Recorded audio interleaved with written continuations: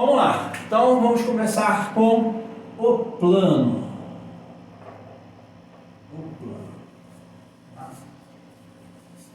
Bom, o que é o plano, primeiramente? O plano obviamente, é uma figura no espaço que não se define, a gente não tem uma definição precisa para o que é o plano. São estruturas elementares da geometria espacial com as quais a gente constrói todo o espaço. Quais são os elementos as chamadas noções primitivas do espaço? Ponto, reto e plano, né? E dessas três você tem aqueles chamados axiomas. Aí entra uma parte chamada fundamento de geometria. Não é aqui a minha intenção.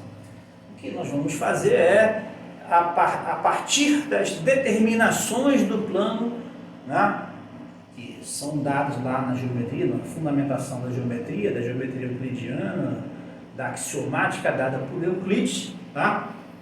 Que a gente vai poder referenciar, tá? Uma forma referenciada através do sistema cartesiano, né?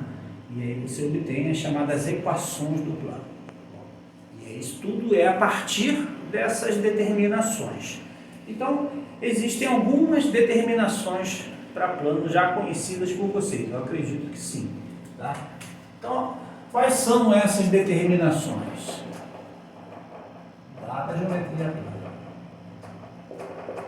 Determinações. Primeira determinação é um par de retas secantes. Par de retas secantes. Isso é um axioma, né? Dado um par de retas secantes, existe um único plano que as contém. Isso é um axioma da geometria plana. Tá? Aí em seguida você define o que chama-se retas paralelas. E nessa definição há uma condição para elas serem paralelas, é que elas sejam coplanares. Então outra forma de você determinar um plano é através de um par de retas paralelas.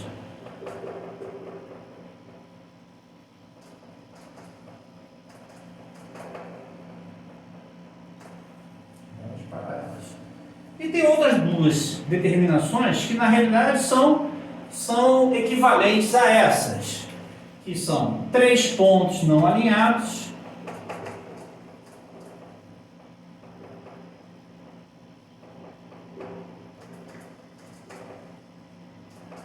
ou não colineares, né? Ou ainda uma reta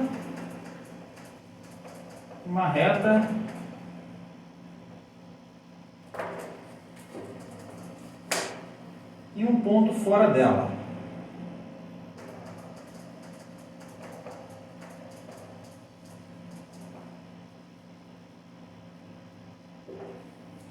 Uma reta e um ponto fora dela.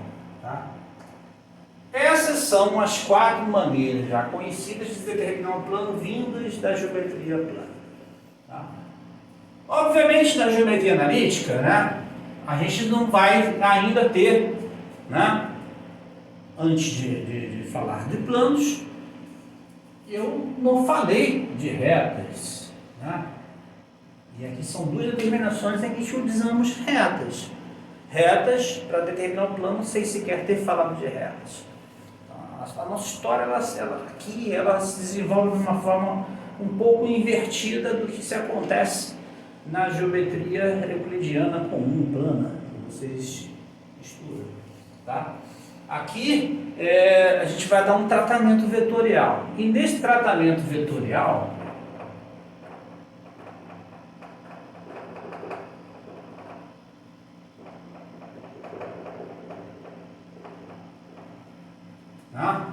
nós temos duas determinações.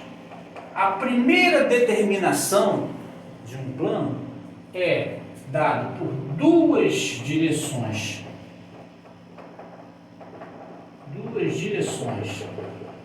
paralelas ao plano,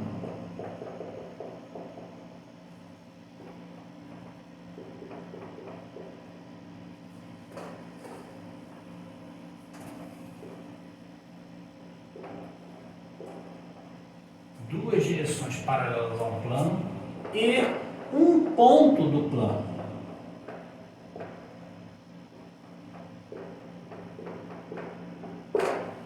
E a segunda determinação é uma direção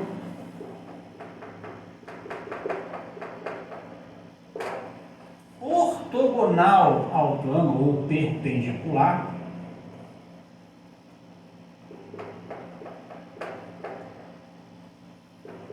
e um ponto do plano.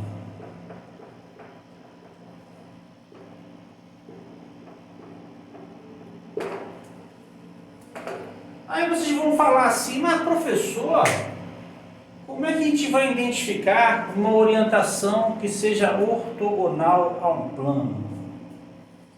Foi por isso que eu coloquei nessa ordem diferente aqui. Primeiro eu falei de duas direções paralelas ao plano, e em seguida eu falei de uma direção ortogonal ao plano. Observe que aqui eu uso duas direções. E aqui eu uso apenas uma direção, tá? Mas como é que se obtém essa direção ortogonal?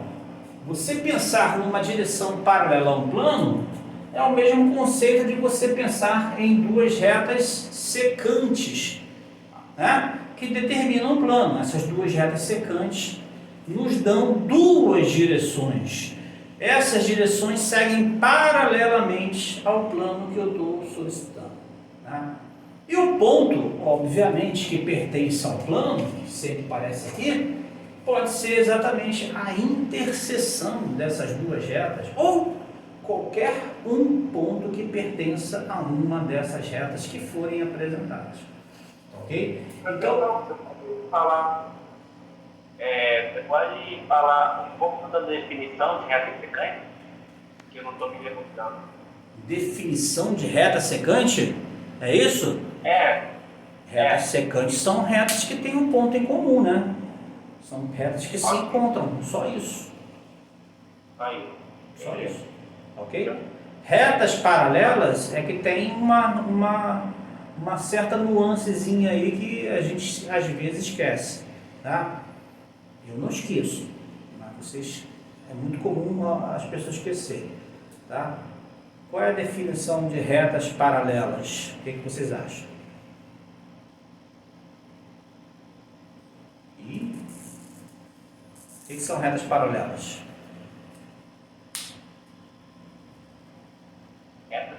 Retas que em nenhum momento se encontram. Retas que em nenhum momento se encontram. Então, se eu te der um par de retas que com certeza não se encontram, elas serão paralelas, é isso? Porque elas distam por exemplo, se eu pegar um ponto entre duas retas, essa distância vai ser a mesma. Distância de quê? Distância da reta ao... Eita, acabou. Bom, eu vou dizer para vocês, porque provavelmente vocês estão com vergonha ou de repente não lembram mesmo, tá? Não lembro mesmo. O que são retas paralelas? Bom, retas paralelas, né, são retas que não se encontram. Já começa por aí, tá? Você pode pensar isso, são retas que não se encontram. Mas simplesmente elas não se encontrarem não é suficiente, ok? Não é suficiente você dizer, duas retas que não se encontram são retas paralelas. Isso é falso, tá? Vou dar um exemplo simples para você, bem simples, ok? Por exemplo, olhem na sua casa, os cantos do seu quarto, né? Por exemplo, aqui na minha sala, né, no meu quarto que eu estou dando aula para vocês, eu tenho esse canto, né, das paredes que está numa vertical, tá? Ela está perpendicular ao chão, ok? E eu observo outro canto lá do teto, né, seguindo uma posição horizontal lá no outro canto, ok? Essas duas retas, elas nunca vão se encontrar, por mais que eu prolongue essas duas retas, elas não vão se encontrar, tá? Mas elas não são retas paralelas, tá? Elas são retas reversas. Então, retas reversas, elas também não se encontram e, no entanto, não são paralelas.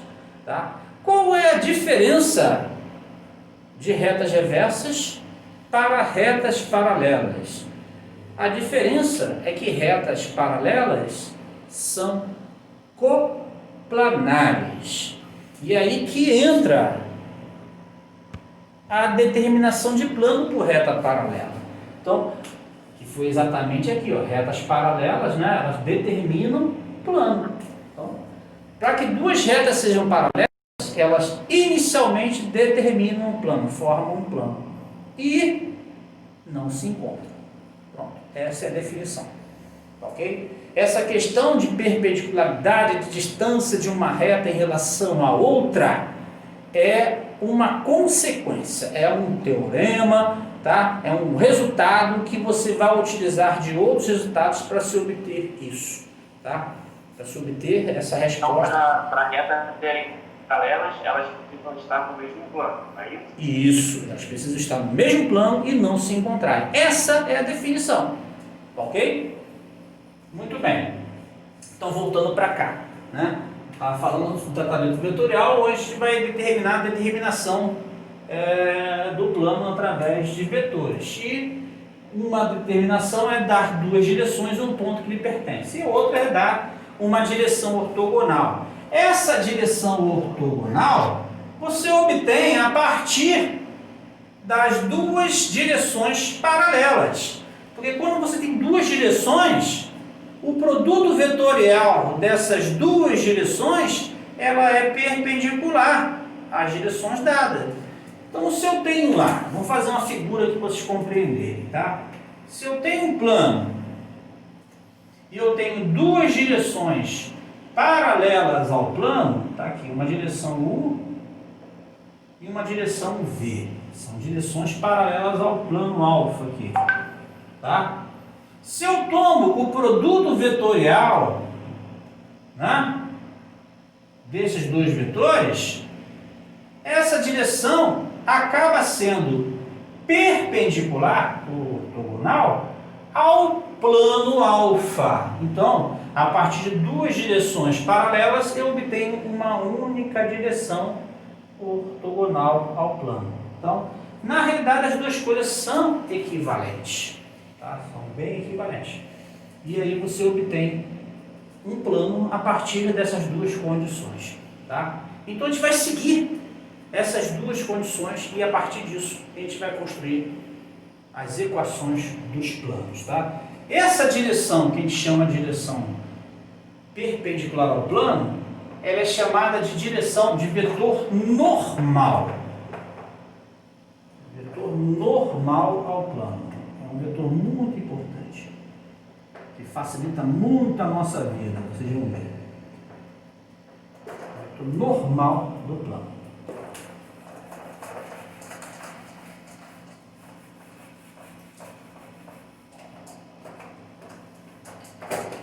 Vamos lá, então vamos começar com essa determinação. Então, sejam U e V, duas direções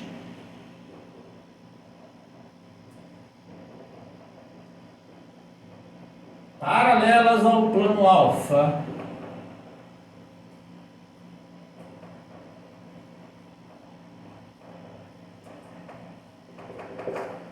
que passa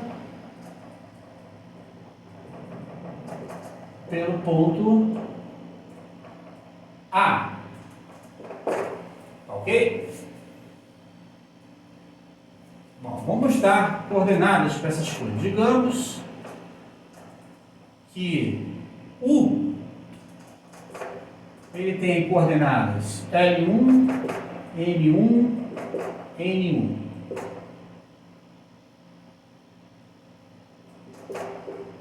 O V tem coordenadas L2, M2, N2. E o A tem coordenadas X0, y0, z0. Ok? Obviamente, no decorrer de qualquer problema, essas componentes e essas coordenadas vocês vão obter tranquilamente. Tá? Tem que ser de uma forma simples ou tem que pensar um pouquinho mais, nem tanto. Tá? E A é o vetor normal? Não, A é um ponto. Observe a forma diferente, né? O U, que são vetores, que eu coloco o igual. Quando é ponto, a gente não apresenta o igual, tá? Aqui são as coordenadas do ponto A.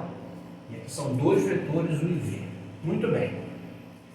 Para se escrever uma equação de um plano, de uma figura, você tem que generalizar os pontos pertencentes a essa figura. Então, seja um ponto genérico, um ponto P, x, y, z, sobre alfa. Ponto qualquer, tá? Um ponto qualquer.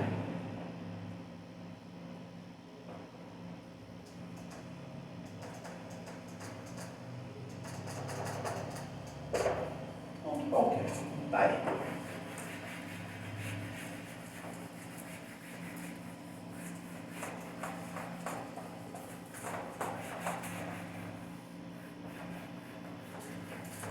Existem duas maneiras de você representar, né, o ponto pertencente ao plano, tá?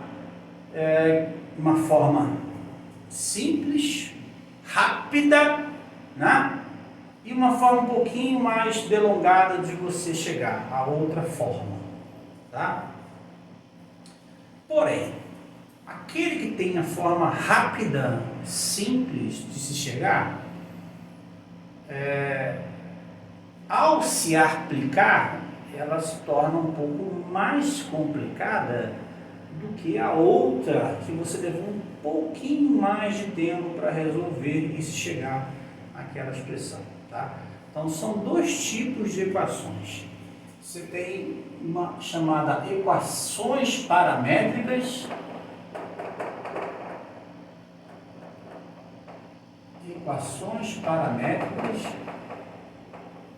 e tem uma segunda que são chamadas de equação geral do plano. Como é que são essas equações paramétricas? Bom, eu tenho um ponto A, vamos fazer a figura, tá? Para a gente acompanhando pela figura. Eu tenho dois vetores, U e V, estão aqui bonitinhos, paralelos ao plano.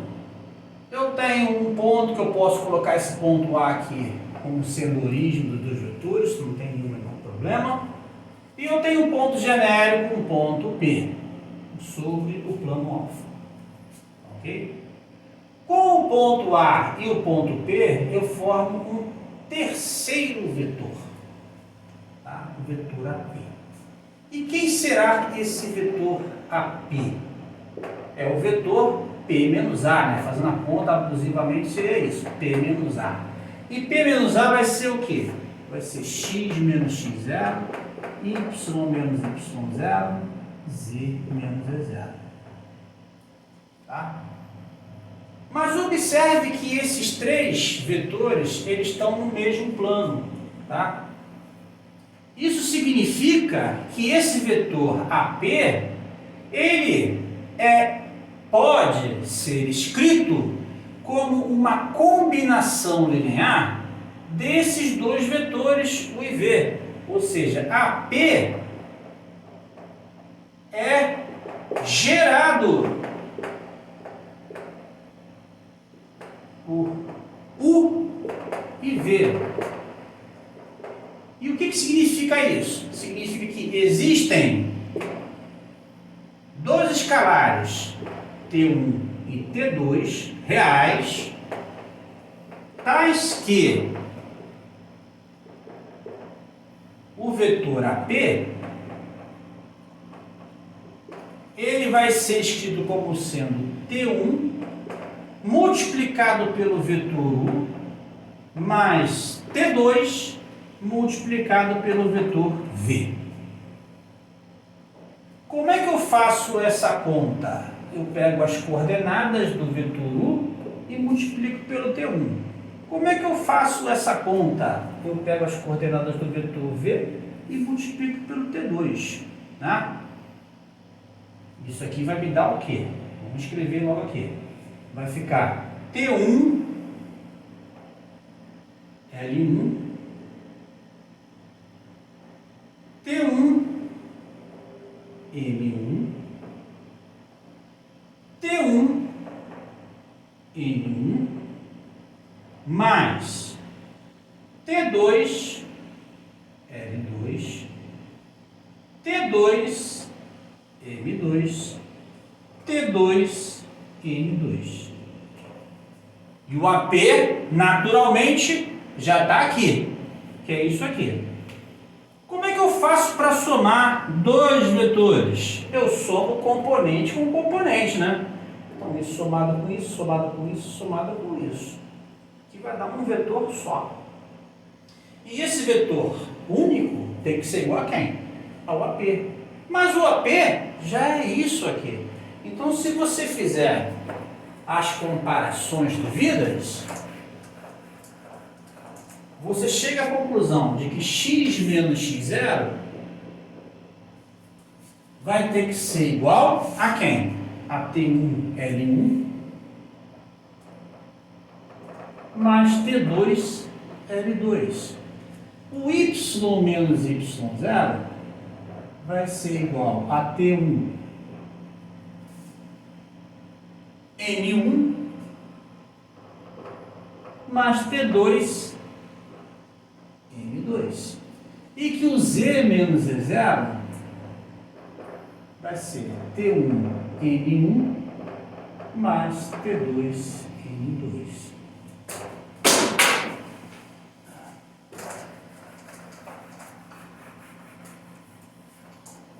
Passando as constantes x0 e y0 para o segundo membro, eu chego que x é igual a x0 mais T1, L1 mais T2, L2.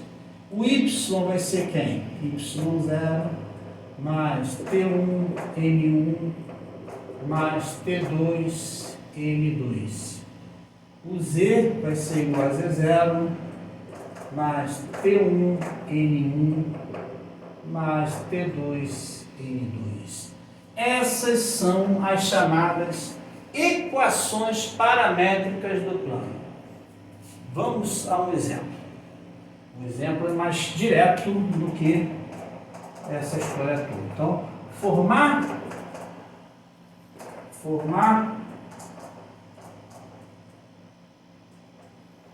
as equações paramétricas do plano que contém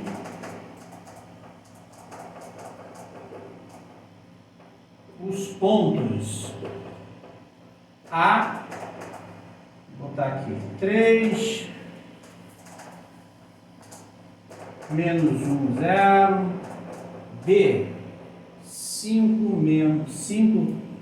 menos 3, menos 2, e B, menos 4, 1 e 1. Três pontinhos que nós vamos formar as equações paramétricas do plano que contém esses três pontos. Só tem um plano, né? Porque se os pontos são colineares, só existe um plano contendo eles. Para eu fazer isso, eu tenho que construir dois vetores e usar um ponto. Então, o meu A já está aqui. Eu vou usar o meu A inicialmente aqui. Mas eu vou construir dois vetores. Eu vou fazer o meu vetor U como sendo o vetor AB e vou fazer o meu vetor V como sendo o meu vetor AC. Ok? Então, nesse caso, quem é que vai ser o meu vetor U? Oi. Dois pontos B que você colocou no caso. Não entendi, perdão. Tem dois pontos 2 pontos B, o 5 menos 3 tá. 2, 4. Tá ok. Pronto, tá aqui. C. O U é o AB, o V é o AC. Então, quem é o AB? O AB aqui vai dar 2. Aqui, menos 3, mais 1, menos 2. E menos 2, mais 2, menos 2. E tem o vetor V. O vetor V, que é o vetor AC, que vai dar menos 7. Aqui vai dar 2. E aqui vai dar 1. Ok, são 2 vetores. Uma coisa interessante aconteceu aqui, tá? Que é muito comum de acontecer, mas a gente fica tentado às vezes a manipular, tá? Mas não é muito bom recomendar fazer isso, porque pode interferir em outros resultados, tá? Mas quando você está preocupado somente com uma direção, né? O vetor completamente em si não tem tanta importância, tá? O que importa é a direção. O que significa o quê?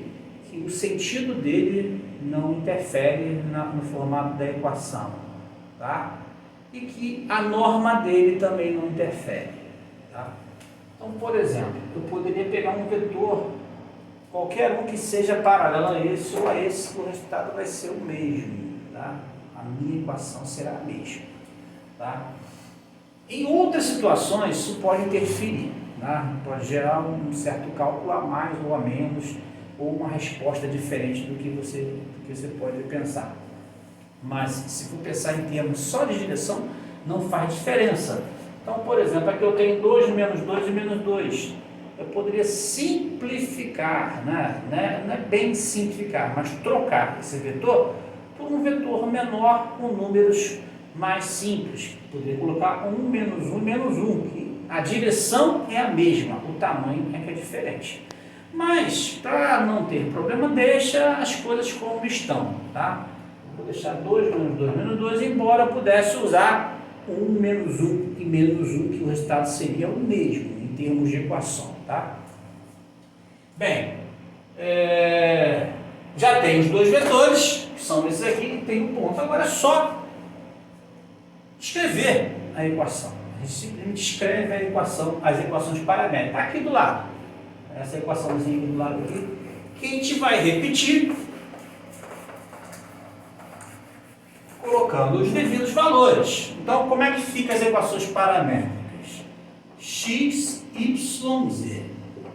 Ao lado do igual, aparece x0, y0 e z0, que são as coordenadas do ponto que eu escolhi. Quem são as coordenadas? 3, menos 1 e 0. Vou colocar aqui só para dizer que coloquei o 0. Ok? Depois aparece t's, né? Que multiplicam, né? As coordenadas L1, N1 e N1 do primeiro vetor. E depois L2, M2, N2 do segundo vetor. Então o primeiro vetor aqui é quem? 2 menos 2 menos 2. Então vai aparecer mais 2, menos 2, menos 2. Multiplicado pelo primeiro T1. T1, T1, T1. Que é o que aparece aqui. T1 multiplicado pelas coordenadas do primeiro vetor. Aí aparece o segundo vetor. Menos 7, mais 2, mais 1. Multiplicando o outro parâmetro. T2, T2, T2.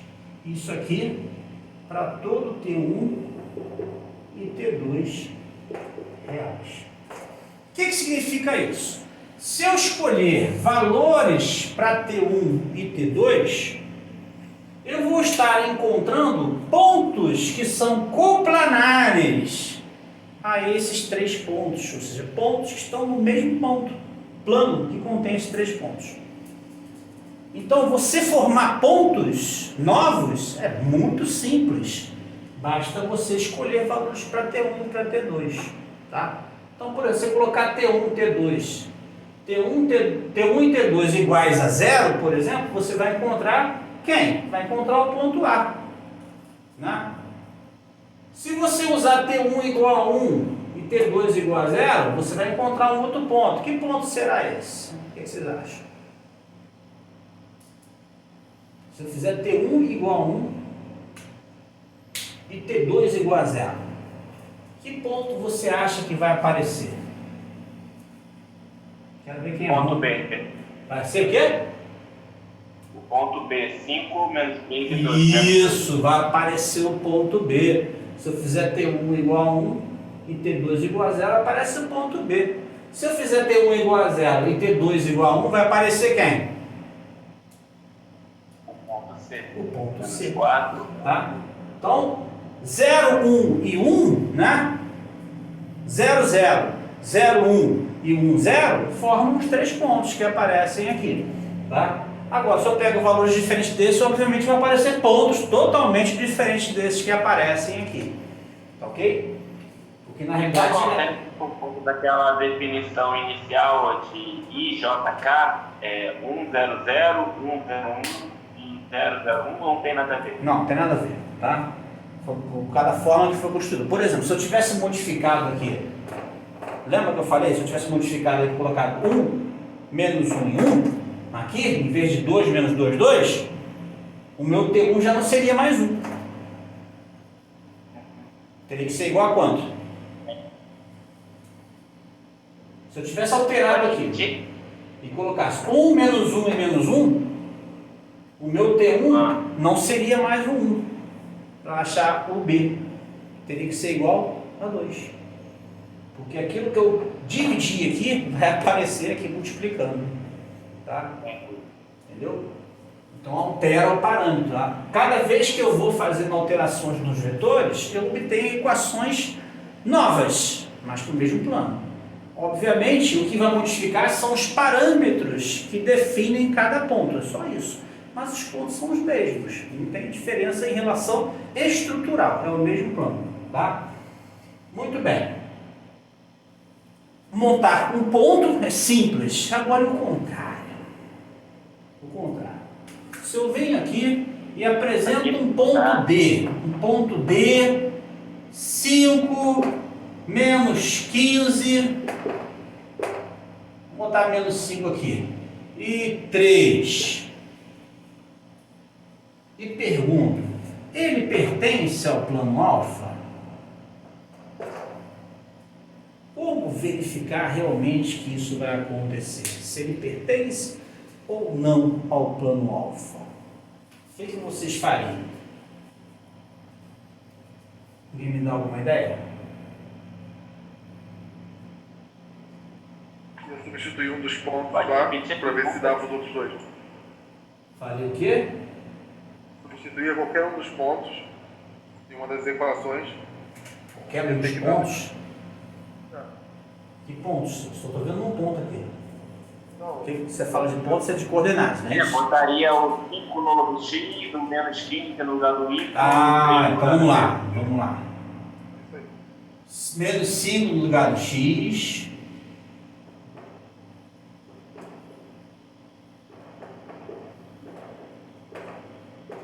Tá aqui. Menos 15 no lugar do Y.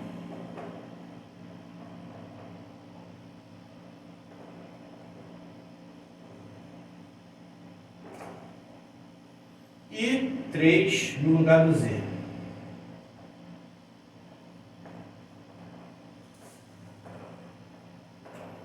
Não é isso?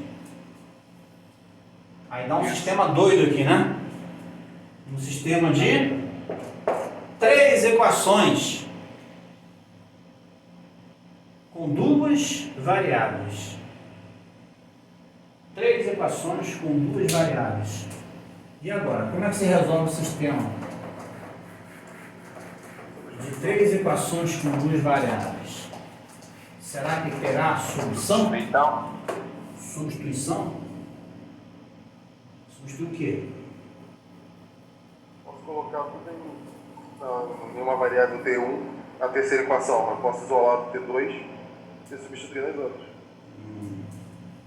pensando em misturar as 3 equações, acho que vai embananar a tua cabeça, cara. Por que você não pensa em 2 equações só? Pensa em 2 equações. Se você olhar 2 equações, você tem um sistema de equações 2 por 2, não é isso? Não é? Vocês sabem resolver os sistemas 2 por 2, não sabe? Muito simples, né? Então vamos pensar nessas 2 equações aqui, as 2 primeiras, e vamos arrumar ela. Eu vou ter aqui 2t1 menos 7t2, certo? 2t1 menos 7t2. Vamos passar o 3 para o outro lado? Vai ficar menos 3, então fica menos 8. Eu tenho menos 2t1 mais 2t2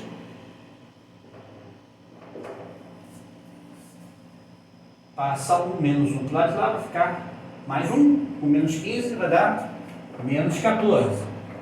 Tá ok? Então essas 2 equações viraram aquelas 2 ali. Primeiro a gente vai esquecendo a terceira, depois a gente retorna para ela. Bom, se eu somar aqui, já vou cancelar, né? Facilmente. E aqui vai virar menos 5t2. E aqui vai virar menos 22. Então, o meu T2 deu um número bem bonito, né? 22 por 5. 22 por 5. Achei o T2, né? Agora vamos achar o T1. Achar o T1, você pode retornar ali no primeiro, né? 2t1 e multiplicar, vai ficar 154 dividido por 5 igual a menos 8. Passa o bagulho para o lado de cá. 2t1 é menos 8 mais 154 por 8. Tá? 8 vezes 8, 64. Negativo vai dar 90 por 8. Aqui tem uma coisa errada aqui, né? Que 8 é esse? É 5 aqui.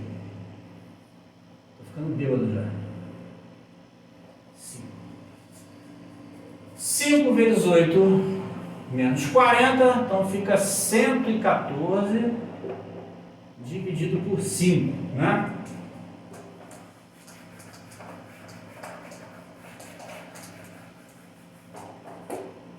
E aí você pode simplificar, então o T1 vai dar 114, dá 57. 57 por 5. E o T2 é 22 por 5. Agora você retorna à próxima equação. Para esses dois valores, a terceira equação tem que ser satisfeita. Se não for satisfeita, aí a Ana Paula está entrando agora.